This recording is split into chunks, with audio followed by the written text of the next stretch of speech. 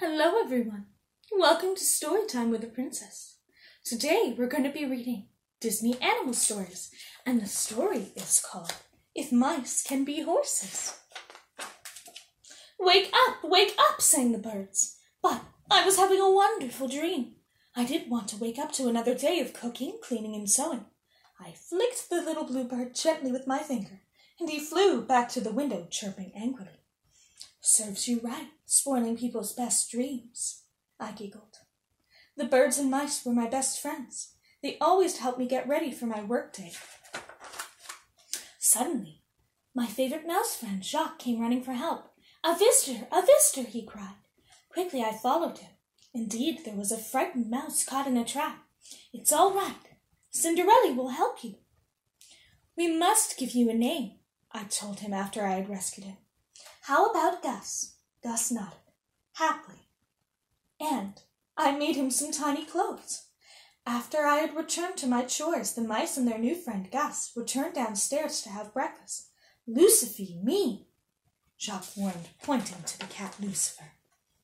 Then he skillfully distracted Lucifer as the other mice sneaked past. The mice grabbed some corn and ran back to the safety of their hole. Gus, however, had gathered too much corn and couldn't carry it all. Lucifer was waiting as he scurried to pick up all his corn. Meow, snapped Lucifer. Jacques watched in horror as his friend was being chased. Thinking quickly, he pushed a broom onto Lucifer's head. Gus scurried up a tablecloth, but he wasn't out of danger. The mean cat soon had him trapped under a teacup. 3 bells were ringing as I hurried to get breakfast prepared. Putting teacups on the tray, I carried them upstairs, unaware that Gus was trembling under one of the cups. Mother! Mother! Screamed Anastasia moments later. There's a mouse in my teacup!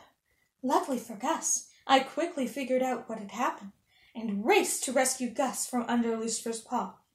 Pushing him to a mouse hole, Gus knew he owed his life to me.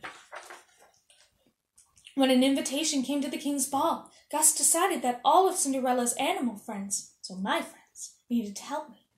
They knew they wanted me to go to the ball, but there was no time to alter my dress. My stepmother kept me very busy every minute. The mice and the birds gathered needles and thread, and singing they worked. Gus and Jacques found some beads and ribbon that the stepsisters had discarded. Happily, the birds draped them over a mannequin. The dress looked beautiful. Thank you so much. Dressing quickly, I ran downstairs, but her stepsisters were jealous. My stepsisters. That's my sash! And my beads! They tore at the lovely gown until it was reduced to shreds. I ran to the garden. As I sat down and cried, my friends watched sadly. Suddenly, the air sparkled, and my fairy godmother appeared. Dry your tears. You can't go to the ball looking like that. With a wave of her magic wand, an ordinary pumpkin became a shining coach. Jacques and Gus couldn't believe their eyes when suddenly they were turned into horses. Nay! Whinnied Gus. He was excited to see Lucifer running away in fear. Now don't forget, my fairy godmother warned me, my sparkling new dress was something I was admiring at the time. I was a little distracted. At the stroke of midnight, everything will be as it was before. I heeded her warning, but as I danced with a handsome young man, I forgot about the time. When the clock struck midnight, I ran down the steps, losing one glass slipper. I'm sorry, I said as I ran away. But he was so wonderful.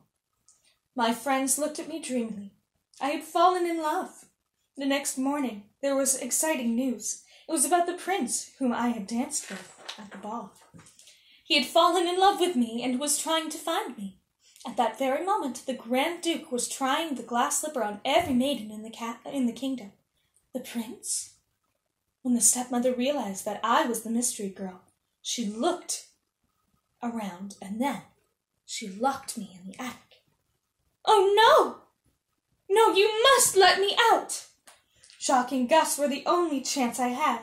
Bravely, they stole the key from the stepmother's pocket.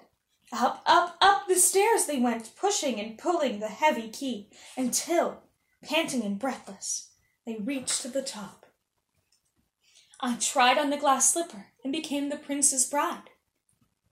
As we happily ran down the stairs on our wedding day, the mice and birds cheered.